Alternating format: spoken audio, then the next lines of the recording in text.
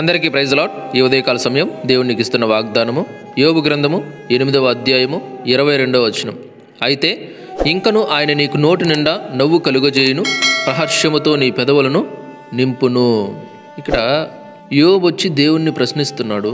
ప్రశ్నిస్తుండగా యోబు స్నేహితుడైన బిల్దద్ వస్తాడనమాట. బిల్దద్ వచ్చి చెప్తున్నాడు ఏమంటే, నువ్వు నిజంగానే నీతిమంతుడైతే ఖచ్చితంగా ఆయన నీకు నోటి నిండా నవ్వు కలుగజేస్తాడు, ప్రహర్షంతో నీ పెదవులను నింపుతాడు అని చెప్పి చెప్తున్నాడు అనమాట. మనము 5వ వచనము 6వ వచనంలోనే చూసుకుంటే ఆ మాటలు ఉంటాయి చూడండి. నీవు జాగ్రత్తగా దేవుని వెదకిన ఎడల, సర్వశక్తుడగు దేవుని బతిమాలు కొనిన ఎడల, నీవు పవిత్రుడవై యథార్థవంతుడు అయిన ఎడల నిశ్చయముగా ఆయన నీ యందు శ్రద్ధ నిలిపి నీ నీతికి తగినట్టుగా నీ నివాస స్థలమును వర్ధిల్లజేయును అని చెప్పేసి చెప్తున్నాడు అనమాట. ప్రైజ్లా. కాబట్టి నువ్వు నిజంగానే నీతివంతుడు అయితే, యథార్థవంతుడు అయితే ఖచ్చితంగా దేవుడు నీ జీవితంలో ఉన్న ఆ చేదైన అనుభవాన్ని తీసేస్తాడు, ఆ మార అనుభవాన్ని తొలగిస్తాడు.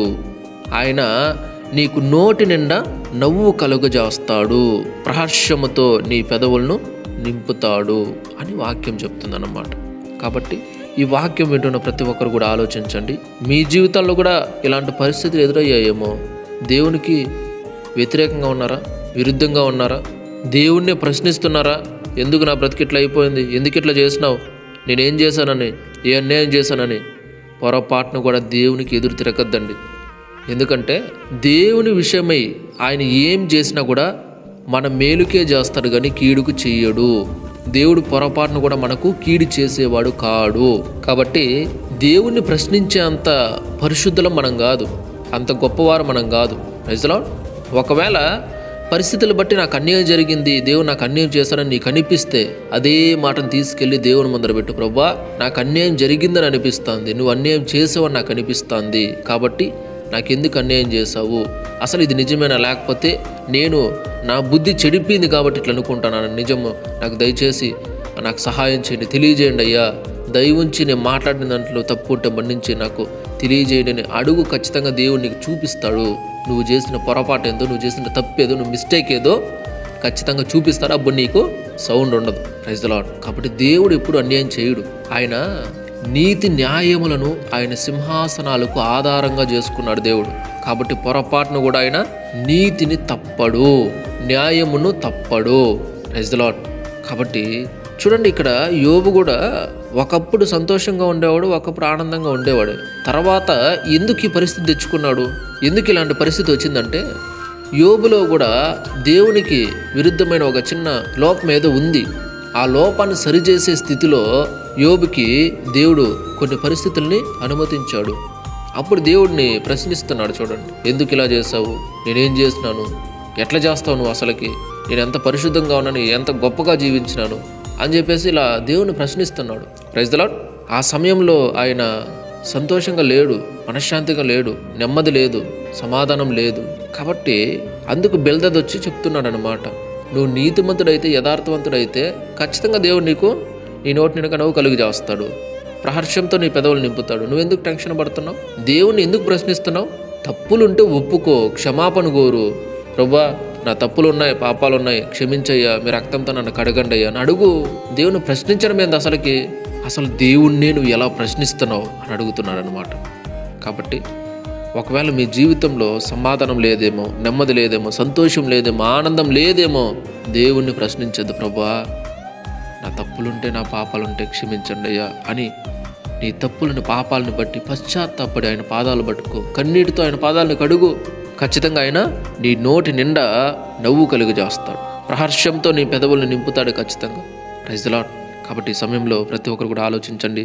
నీకే కష్టం అన్నారని, ఏ బాధ అన్నారని, ఎలాంటి పరిస్థితుల్లోన్నా నువ్వు ఉండొచ్చు, కానీ అలా అని చెప్పేసి దేవుణ్ణి ప్రశ్నించొద్దు.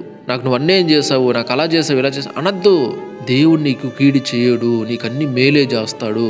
కాబట్టి ఆ పరిస్థితి ఎందుకు వచ్చిందో దేవుని ముందర కూర్చొని కనిపెట్టు. ప్రభువా, నాకు ఈ పరిస్థితి ఎందుకు వచ్చిందయ్యా, నేను ఏదన్నా తప్పు చేశాను, మిస్టేక్ చేశాను, దయవుంచి ఒకవేళ నేను అలాంటివి ఏదైనా చేసుకుని నేను ఒకవేళ మర్చిపోయినానేమో, దయవుంచి నాకు జ్ఞాపకం చేయండి ప్రభు, నేను సరి చేసుకుంటాను తండ్రి అని సరి చేసుకోవడానికి ఇష్టపడు. దేవుడు ఖచ్చితంగా బయలుపరుస్తాడు, అవేంటో తెలియజేస్తాడు. సరి చేసుకో, ఖచ్చితంగా దేవుడు నీకు నోటి నిండా నవ్వు కలుగజేస్తాడు. Praise the lord. నీ కుటుంబంలో కావచ్చు, నీలో కావచ్చు, శాంతి, సమాధానం, నెమ్మది, సంతోషం అన్నీ ఆయన నీకు ఇస్తాడు ఖచ్చితంగా. Praise the Lord. కాబట్టి ప్రతి ఒక్కరు కూడా ఆలోచించండి. రండి, తలలో వంచండి, ప్రార్థన చేసుకుందాం. మహాపరిశుద్ధుర, మహోన్నతర, సర్వాధికారి స్తోత్రాలు, గనుడవగు దేవా, మీకు వందనాలు, స్తోత్రాలు చెల్లించుకుంటున్నాం. అయ్యా, ఈ ఉదయకాల సమయంలో మరొకసారి మాతో మీరు మాట్లాడినందుకు కృతజ్ఞతలు చెల్లించుకుంటున్నాం. యేసయ్యా, ఈ సమయంలో యోబు కూడా మిమ్మల్ని ప్రశ్నిస్తున్నాడు. నేనేం చేశాను, ఎందుకు నాకు ఇలాంటి పరిస్థితులు ఎదురని అని చెప్పేసి రకరకాల వాటిని బట్టి మిమ్మల్ని ప్రశ్నిస్తుండగా ఆయన స్నేహితుడైన బెల్దదు వచ్చి చెప్తున్నాడు, నువ్వు నీతిమంతుడైతే, యథార్థవంతుడైతే దేవుడు ఖచ్చితంగా నిన్ను కరుణిస్తాడు. నీ నోటి నిండా నీకు నవ్వు కలుగు చేస్తాడు. ఆయన ప్రహర్షంతో నీ పెదవులు నింపుతాడు ఖచ్చితంగా అని చెప్పేసి చెప్తున్నాడు. ఆ రీతిగా మేము కూడా ఒకవేళ తండ్రి మీకు వ్యతిరేకంగా ఒకవేళ మిమ్మల్ని యేసయ్యా ప్రశ్నిస్తున్నామేమో, మిమ్మల్ని లెక్క చేయకుండా మా ఇష్టానుసారంగా మాట్లాడుతున్నాము, ఇష్టానుసారంగా ప్రవర్తిస్తున్నాం, దయ ఉంచి మమ్మల్ని మన్నించండి అయ్యా. మా తప్పులేంటి, మా పాపములేంటి, ఎందువల్ల మాకు ఈ పరిస్థితులు ఎదురయ్యాయి, దయ ఉంచి మీరే మాకు తెలియజేయండి స్వామి, మీరే మాకు తెలియజేయండి స్వామి. తండ్రి యేసయ్య, ఈ సమయంలో ఇలా ఎంతమంది అయితే యేసయ్య వాళ్ళ పరిస్థితులను బట్టి ఒప్పుకొని మీ పాదాలు చెంతకొచ్చి తండ్రి, అవును తండ్రి, ఈ వాక్యం ద్వారా మాతో మాట్లాడారు, అవును తండ్రి, నాకు ఈ పరిస్థితి ఎందుకు వచ్చింది, దయ ఉంచి తెలియజేయండి అయ్యా.